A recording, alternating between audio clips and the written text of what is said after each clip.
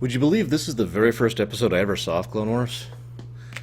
I remember it because I didn't really watch the series as it came out, and a friend of mine was like, "You like Grievous, right?" And I was like, "Well, in the books." He was like, "Yeah, check this episode out." And I have to admit, even though Grievous still isn't quite performing at the level I would expect of him, it isn't exactly bad that he managed to take out the younger Jedi, a Jedi Knight, the clones, and in a situation in which he didn't know they were coming, and he was betrayed by his own, and initially didn't have his guards, when the other side was specifically here, looking for a fight. I have to admit, that is at least moderately impressive.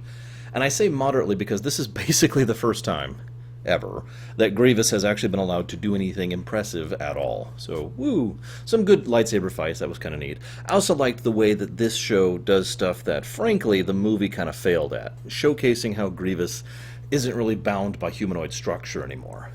Literally climbing around in his arms, or connecting to the ceiling, chopping off his own legs as an advantage, etc. I also want to say some special praise to Kit Fisto, who is actually done very well in this episode, and if anything, I kind of wish we saw more of him.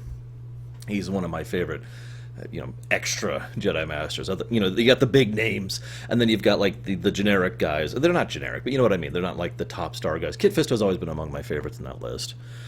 I also want to say, as an aside, this entire episode reeks of Sith politics. Alright, I have a servant, and I have an enemy. I'm going to arrange circumstances so that they end up basically after each other in the same place. Whoever wins, well, I win. Because if I lose my servant, then my servant wasn't worth it anyways. Very Sith mindset.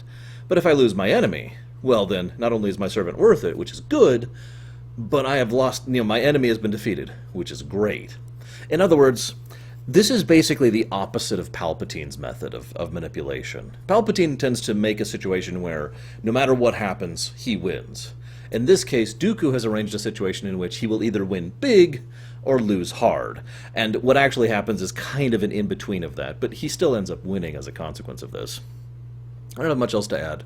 It'll be interesting to see more stuff in the future. See you next time, guys.